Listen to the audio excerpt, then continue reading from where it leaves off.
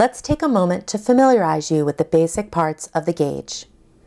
The hand grips are provided to facilitate placing the gauge on a wheel and removing it. The keypad below the display screen is used for selecting options and for entering information. The keys on the keypad are referred to as the backward button, the up button, the down button, and the forward button. A small speaker sounds a beeping noise to alert the user. An LED light flashes to help alert the user. Do not block the speaker or insert objects into the hole.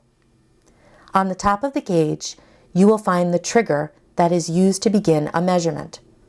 An infrared communication port connects the gauge to a host computer system. The small door on the back of the gauge provides access for plugging in the battery charger. A second LED light on the back of the gauge signals the user. Other important parts of the MiniEWG include the flange height plunger, the flange thickness finger, which operates as shown when taking a measurement, the rim sensor, the magnets help hold the gauge on the wheel, contact sensors ensure proper gauge alignment, a scale etched on the side of the magnet is used to take backup manual measurements. Turning the MiniEWG on and off. To turn the MiniEWG on, simply press the backward and the forward buttons at the same time. As the gauge starts, it will display some basic setup information. When the gauge has completed its startup cycle, it will be in the main menu. Take a look at the display. In the upper left, you will see a small picture of a battery. This illustrates the remaining life of the battery.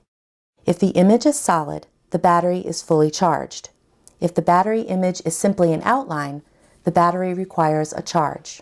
The upper line of the main menu may include the designations MP and TP. The MP indicates that there are records that require measurements.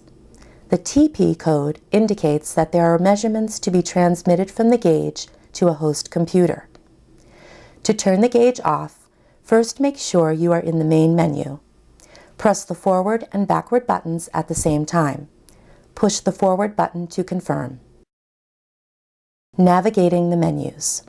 All activities of the MiniEWG are controlled by making selections on a menu system. The menus are displayed on the LCD window.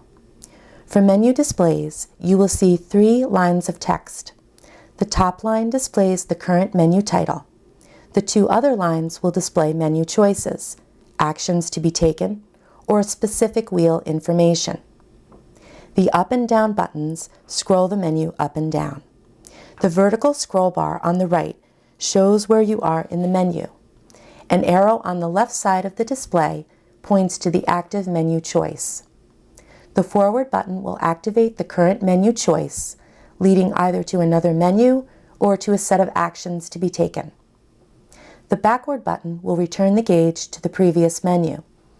If the gauge is in the main menu, pressing the backward button will have no effect.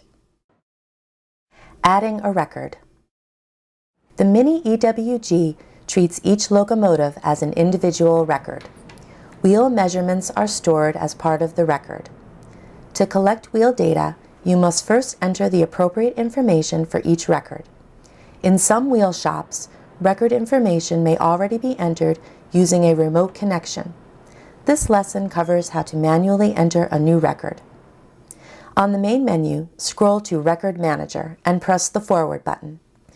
This menu allows the user to add a record, view a record, delete a record, or clear all records from memory. Collecting wheel data. Once the records have been entered, the MiniEWG is ready for data collection. In the main menu, scroll to Collect Data and press the forward button. The gauge displays the current operator and location. Verify that this information is correct. If not, push the up button to edit. To accept without change, press the forward button. You will be presented with a record selection screen. This screen displays all of the records entered on the gauge. The number of records in memory is displayed in the upper right corner of the display. Scroll to the record you wish to measure. Note that some records have an MP designation. This indicates that measurement is pending. Records with a check mark have already been completed. Select a record from the list by pressing the forward button. Once a record is selected, you must now select the measurement path you will take to collect the wheel data. The MiniEWG automatically increments the wheel number based on the selected path. Outer means you intend to take the measurements by walking around the outside of the rail car, while inner means you are working in a pit and will take the measurements for each axle in order.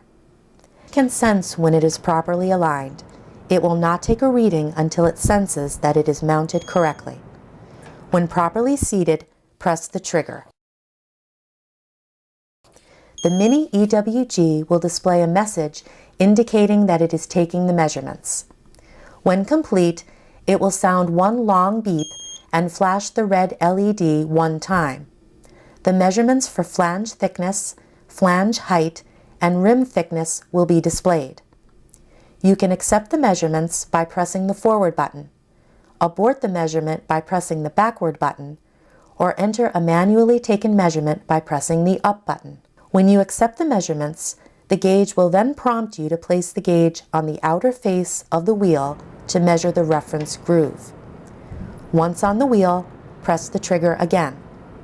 The gauge will measure the reference groove and evaluate the quality of the measurement. Summary.